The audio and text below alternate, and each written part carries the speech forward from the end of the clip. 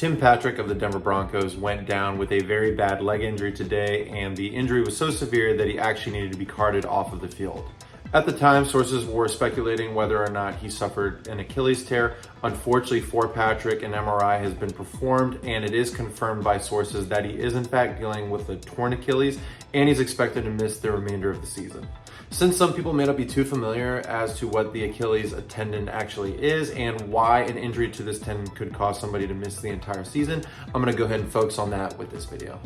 Ladies and gentlemen, welcome to my channel. My name is Gallo and I'm a doctor of physical therapy, and with my channel, I take a look at sports injuries and I try to explain them so that they're a little bit easier to understand. I go over the anatomy of the injury and I talk about what that person should expect when they come to physical therapy.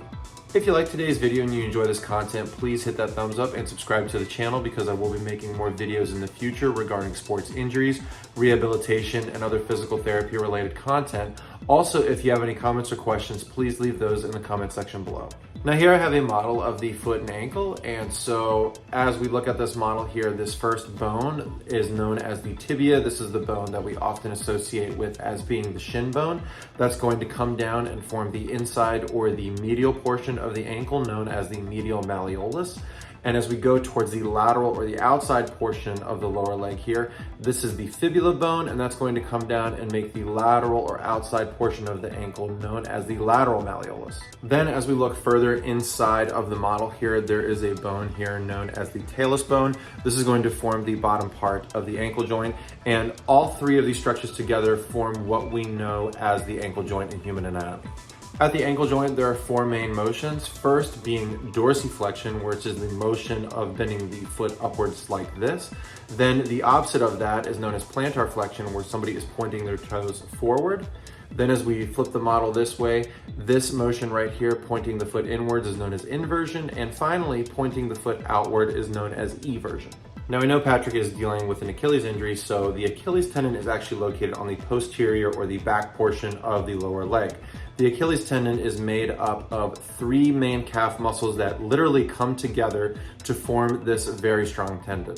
Those three muscles in the lower leg are known as the gastrocnemius, the soleus, and finally there's a small muscle known as the plantaris. Basically, those three muscles are all going to be located in the back of the calf, and they're going to conjoin into that Achilles tendon, which is going to attach onto this heel bone here, also known as the calcaneus. It's important to know the motions of the ankle because there are two major motions that the Achilles tendon is actually involved in at the ankle. The first one being plantar flexion, where as you point down, the muscles in the calf shorten, and that is going to cause a contraction, allowing that Achilles tendon to pull, and that's what allows the toe to be pointed forward. And finally, when we do something like a calf stretch going into dorsiflexion, that's going to put a lot of stretching through that Achilles tendon and up into those three calf muscles. Now let's talk about ways that somebody could injure their Achilles tendon. First of all, the way that we commonly see where somebody is going to injure or tear their Achilles tendon is if they're going to do some sort of jumping or springing motion, basically generating a lot of power going through that tendon. Sometimes it's too much and that causes the tendon to rip.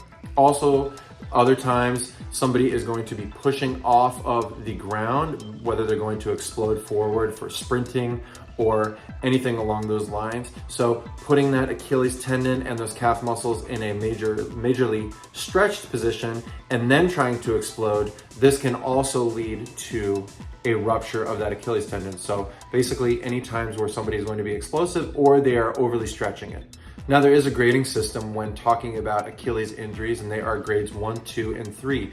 In a grade 1 Achilles injury, this is when the person is going to get stretching of the involved tissue, but they're not going to be getting any tearing.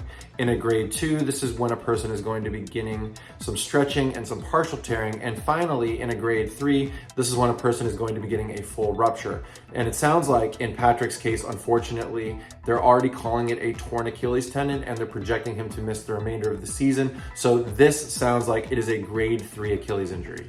Oftentimes when somebody does tear the Achilles tendon, there is going to be a surgical reconstruction of that affected tendon. And basically what they're going to do is just take the two pieces that have ripped apart, whether it be either in the middle of the tendon or either proximal or distal, and they're going to essentially reattach it together. When we get somebody in the clinic after an Achilles tendon repair, you have to be very careful not to injure that repaired structure. And we do this by making sure that the person is in something known as a non-weight bearing status for a period of several weeks. Once that person reaches either the 7 or 8 weeks post-op mark, this is when we can start stretching that tendon, but it is crucial in those first 6 weeks that they're not getting overstretching of that tendon, because any stretching could potentially damage the repaired structure.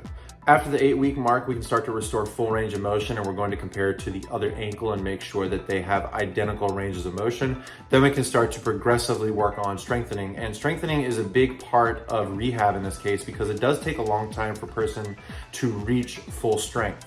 At about the 3-month mark, this is when we can start to work in a lot more advanced strengthening. And finally, in 6+ months after surgery, this is when we can start to include a lot of those highly advanced exercises, whether they be plyometrics or very sport specific. So the fact that they're saying right now that they are projecting him to miss the entire year, this unfortunately sounds like it's on par with what we would see in the clinic. It does take at least 6 months for a person to reach full weight bearing status, full strength, full range of motion, and basically get back to where they were before injury. So it's looking like right now that he's going to miss the entire season, but if I happen to hear an update, I'll be sure to update everybody in the comment section.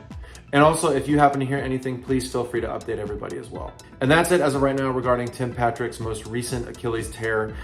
I wish him the best of luck moving forward, because this is a lengthy rehab, but given the fact that he's a pro athlete and he was a very high level of function moving forward, he should make a full recovery. Once again, if you like this content, please feel free to subscribe to the channel, because I will be making a lot of videos in the future. Thank you for tuning in, and I'll see you next time.